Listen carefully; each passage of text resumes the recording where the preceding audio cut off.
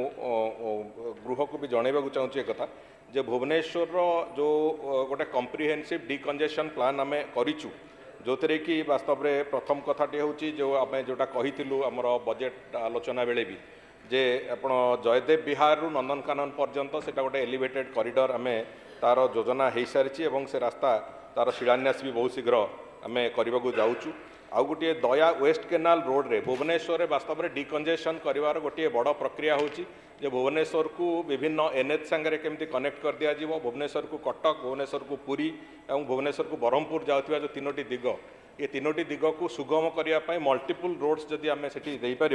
तो गोटे रास्ता उपर निर्भरशीलता कमिबो एवं जहाँफल जो डिकंजेशन प्रक्रिया कमिबो सहर भितर डिकंजेशन प्रक्रिया कमिबो से जोड़िए रास्तार जो योजना होती गोटे इनर रिंग रोड कथा इनर रिंग रोड भी किसी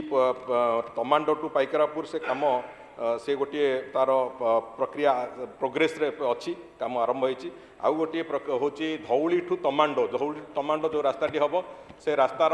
आइडेंटिफिकेशन आरंभ होती तार अलाइनमेंट फाइनालाइजेशन प्रायतः हो सारी से गोटे ग्रीनफिल्ड रोड हम जो थे कि आपणकर NH16 और पुरी NH को दुटा को कनेक्ट करने गोटे सुविधा हम जो थे कि अनेक लोक सहर भितर को न पशिकी ब्रह्मपुर आड़ू आसुवा लोक पुरी आड़ू आसुवा लोक से सीधा सड़क दुटाक नेशनल हाईवे को टच करेंगे से भुवनेश्वर कंजेशन कमिवाई से गोटे व्यवस्था होची पूरा जो इनर रिंग रोड सेटा आम ताकू 64 किलोमीटर इनर रिंग रोड और 142 किलोमीटर आउटर रिंग रोड तार योजना भी हो सारी तार गोटे गोटे पर्याय आम बहुत शीघ्र तार शिलान्यास कर काम आरंभ कर प्रक्रिया को जीवु एवं विशेष करी जो राइट एक्सेस रोड एवं लेफ्ट पैरेलल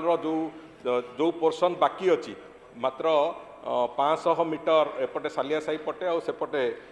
आउ अल्प किसी अंचल बाकी अच्छी जो आर अदर साइडटा जोटा चुनुकोली बस्ती पटे अच्छी तार रिहाबिलिटेशन प्रक्रिया केमिति हम कौन हम से कथा बाबद में आलोचना हो सारी माननीय मुख्यमंत्री अध्यक्षतार गोटे बैठक होता जो थे कि से बाबद आलोचना संपूर्ण भाव हो सारी ये सब पूरा डिकंजेशन प्लान जो कम्प्रिहेन्सिव डिकंजेशन प्लान को आम ए पाखापाखि 13,628 कोटी टंकार व्यय प्राय हम जोटा को लेकिन आम तार काम प्रक्रिया आरंभ करूँ आसंता 3 वर्ष भितर से काम को आम सारे योजना करके आरंभ करूँ शिलान्यास भी प्रायतः सबुगुड़िकर यही वर्ष आरंभ करके तार काम प्रक्रिया आरंभ करूँ काम को त्वरान्वित करूँ।